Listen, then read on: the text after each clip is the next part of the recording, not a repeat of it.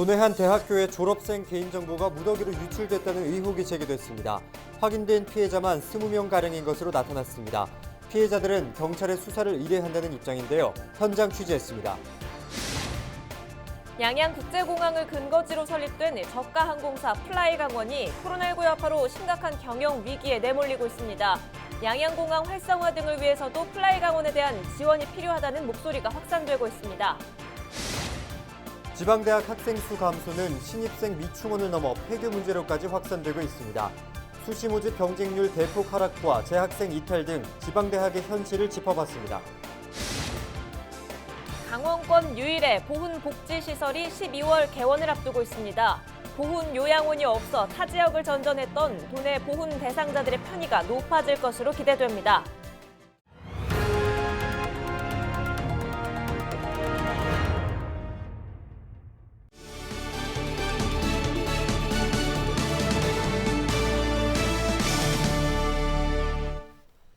여러분 안녕하십니까? 헬로티비 강원 뉴스입니다. 양양국제공항을 근거지로 설립된 저가항공사 플라이강원이 심각한 경영위기에 내몰리고 있습니다. 코로나19 사태가 터지면서 취항한 지 1년 만에 자본 잠식에 빠진 상태인데요. 양양공항 활성화 등을 위해 플라이강원에 대한 지원이 필요하다는 목소리가 큽니다. 박건상 기자입니다. 플라이강원이 양양국제공항을 근거지로 설립된 건 지난해 3월. 플라이강원은 지난해 11월 제주 노선 첫 취항에 나선 데 이어 대만과 필리핀 등 국제 노선까지 확장했습니다.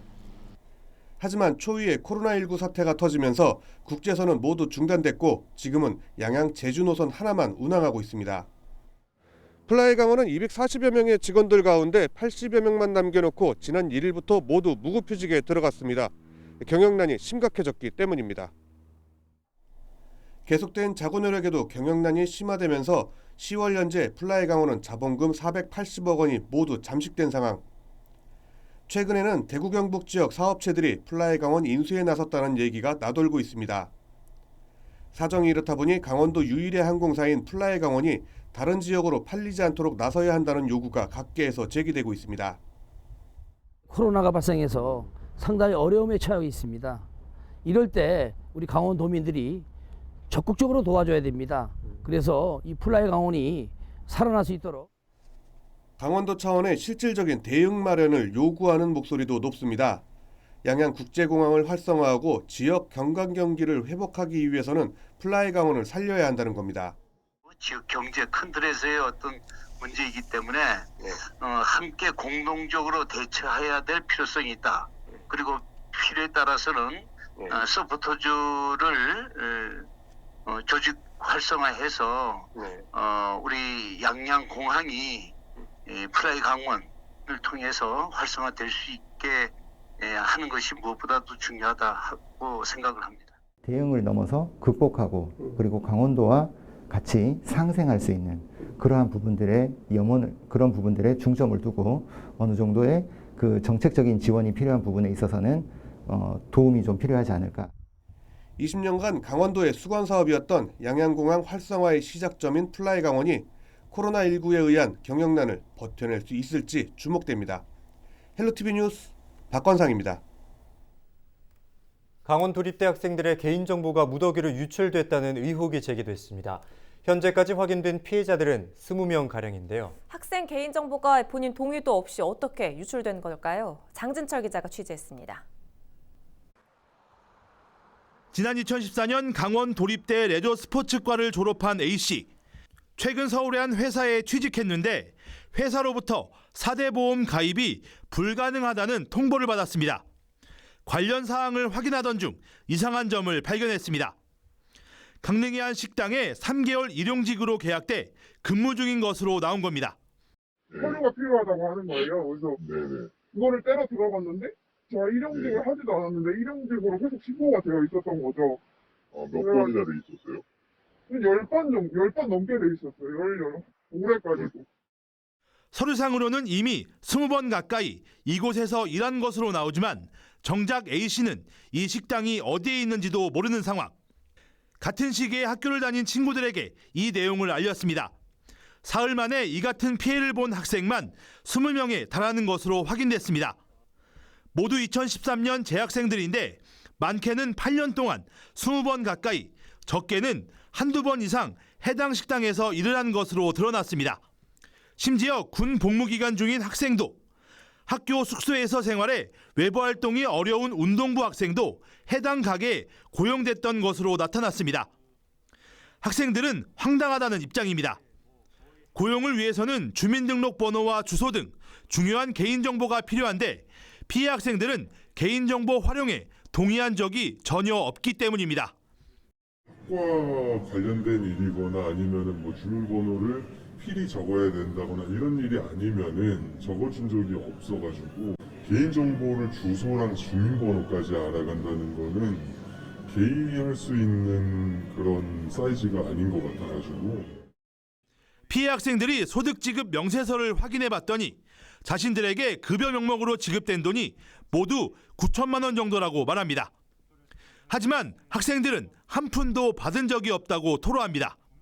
피해 학생들의 주장대로라면 이들의 주민등록번호를 비롯한 개인정보가 동의 없이 무더기로 유출된 건데 누가 어떤 방식으로 유출됐는지는 확인되지 않고 있습니다. 해당 식당 관계자는 이에 대해 예전에 일했던 도립대학생을 통해 이들의 정보를 받은 것 같다고 밝혔습니다. 그때 학생이 내가 이러이러한 우리 해외 근로자들이 있어서 그분들을 대체를 하기 위해서 아르바이트생이 좀 명단이 좀 필요하니 좀 해달라 이랬더니만은 그때 본인이 자필로 써갖고 왔었어요. 해당 대학은 이 같은 일이 벌어진 것을 전혀 모르고 있었다고 말합니다. 학생들의 개인정보를 확인하려면 학생정보 시스템에 접근해야 하는데 접속한 기록이 남아 유출이 현실적으로 불가능하다고 설명합니다. 취재가 시작되자 대학 측은 진상조사에 나서겠다고 밝혔습니다. 이제 학교가 그 기본적인 기초 자료를 이제 만들겠죠. 그리고 이제 우리는 도에 보고 체계 라인이 있으니까 이미 총장까지는 보고가 된 것 같아요. 그래서 이제 이런 학생들이 피해를 본 게 있다. 그래서 그러면은 그 기사 내용을 보고 한번 진상을 조사해봐라. 그리고 조사 내용은 반드시 우리가 도로 또 그 결과를 회신하게 돼 있어요. 피해 학생들은 개인정보 유출 과정에 대한 사실 확인을 위해 경찰에 수사를 의뢰하기로 했습니다. 헬로티비 뉴스 장진철입니다. LG 헬로비전 영동방송이 2020 케이블TV 방송대상 지역채널 특별상을 수상했습니다. 영동방송은 지난 28일 온라인으로 개최된 2020 케이블TV 방송대상 지역채널 부문에서 강원 산불 46시간 연속 재난방송으로 특별상을 받았습니다. 한국케이블TV 방송협회는 LG 헬로비전 영동방송이 지난해 4월 강원도에서 동시다발적으로 번진 산불 상황을 전국 최초 뉴스 특보로 전달한 데 이어 46시간 연속 특별 재난방송을 통해 지역민들의 안전을 위해 기여했다며 선정 이유를 밝혔습니다. 또한 산불이 꺼진 이후에도 복구 상황과 대책을 지속해서 전달해 지역 밀착 방송의 역할을 보여줬다는 평가를 받았습니다.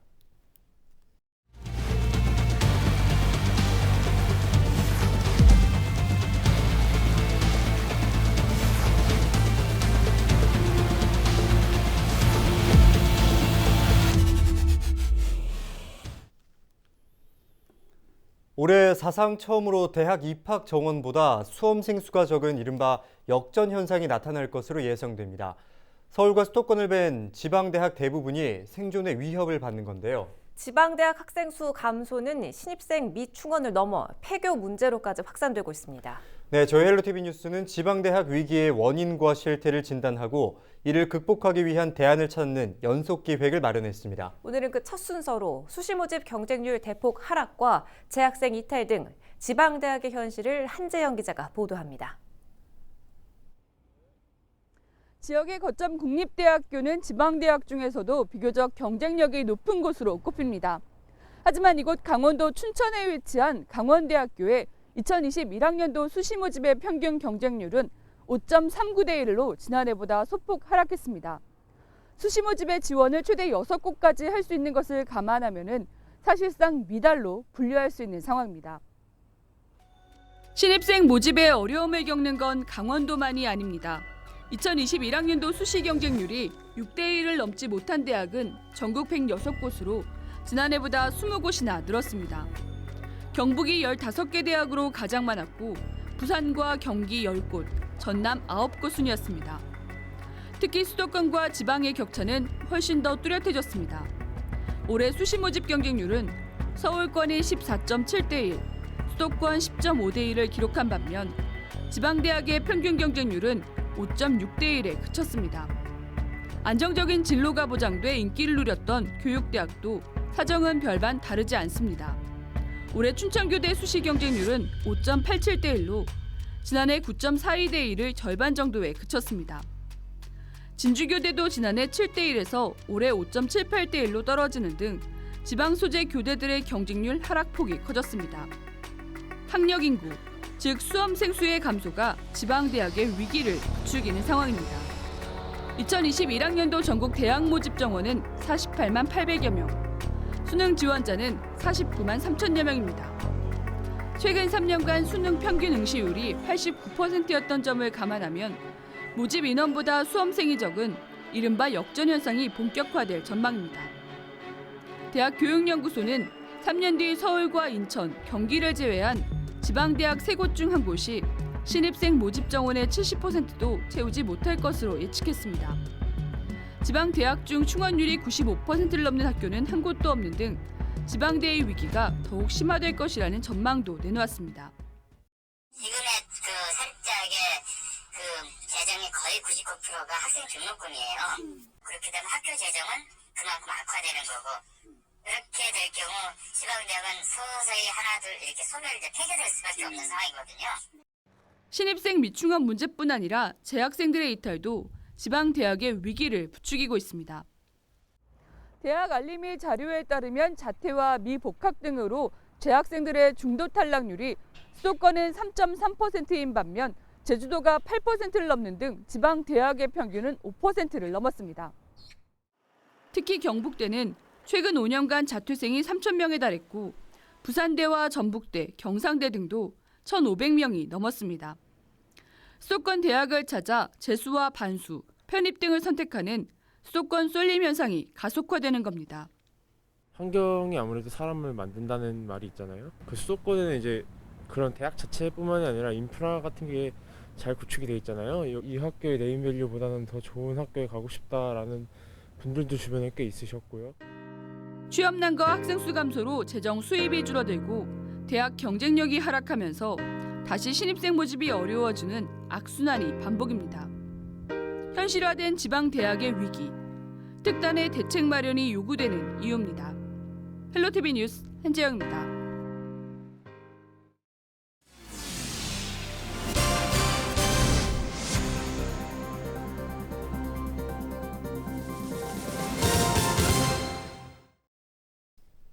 고성군의 한 식당에서 식사한 주민 19명이 식중독 의심 증세를 보여 강원도 보건환경연구원이 역학조사에 나섰습니다.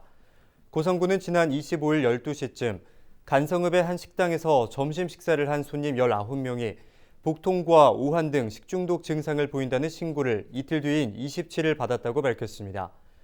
현재 환자들은 속초의료원과 강릉 아산병원 등에서 분산돼 치료를 받고 있으며 강원도 보건환경연구원은 전수 역학조사와 검체를 채취해 조사를 벌이고 있습니다.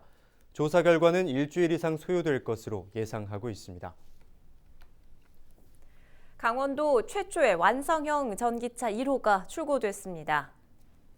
한국기후변화연구원과 주식회사 디피코는 29일 횡성 우천산업단지 내 디피코 공장에서 1호 전기차 출고 행사를 가졌습니다.